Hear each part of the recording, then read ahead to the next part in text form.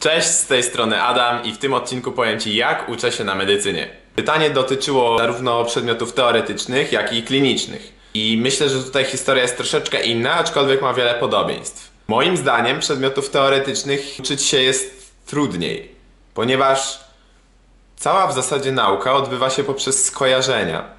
I w teorii mamy w zasadzie tylko książkę, prezentacje, wykłady do przeczytania i to jest sam suchy tekst, który sobie trzeba jakoś przyswoić. Od razu opowiem o założeniach, które sobie postanowiłem w ogóle studiując. Pierwsze to założyłem sobie, że nie będę zarywał nocy, ponieważ nigdy nie wierzyłem w to, że to może w jakikolwiek sposób pomóc nauczyć się przed ważnym egzaminem.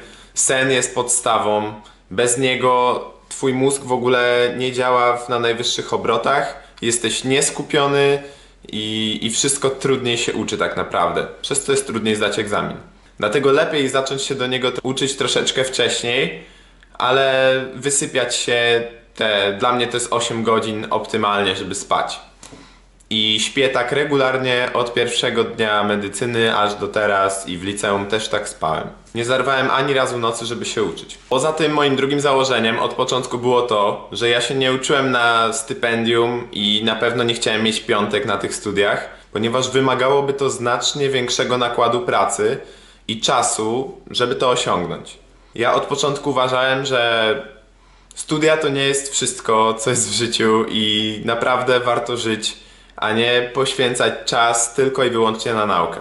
Dlatego też dużo wychodziłem, wyjeżdżałem, poznawałem nowych ludzi i naprawdę tak samo zdałem te egzaminy i tyle samo z nich pamiętam, co wyjątkowi uczniowie. Kolejną kluczową rzeczą, która pomogła mi w efektywnym uczeniu się, była po prostu zmiana diety. Ja kiedyś miałem nadwagę i schudłem 25 kg z pierwszego na drugi rok studiów. Zacząłem też medytować i to o wiele bardziej pomogło mi się skupiać na nauce i też miałem mniej problemów dzięki temu. Jeśli chodzi o naukę przedmiotów klinicznych, to tutaj sprawa wygląda o wiele prościej, ponieważ mając kontakt z pacjentami, można o wiele łatwiej załapać, o co chodzi tak naprawdę. I najlepsze są historie, które się samemu przeżyło, na przykład na dyżurze. Możemy sobie czytać jakąś książkę przez 3-4 godziny, ale w zasadzie dużo z tego nie zapamiętamy. Natomiast jak na przykład pójdziemy na taki dyżur i doświadczymy takiej historii, w której ciągle coś się po prostu dzieje i asymilujemy tę wiedzę po prostu stojąc tam i słuchając, to jest duża szansa, że to nam zostanie w głowie. Więc najlepiej myślę, że klinik się na pacjentach uczyć i rozmawiać dużo i z pacjentami, i z lekarzami, bo oni wam powiedzą. I to są historie, których już na pewno nie zapomnicie później. Dlatego myślę, że wiedza teoretyczna wiedzą teoretyczną, ale tak naprawdę w praktyce można się opatrzeć ze wszystkim, osłuchać i zapamiętać na o wiele dłużej, niż jakbyśmy się uczyli po prostu czytając tekst.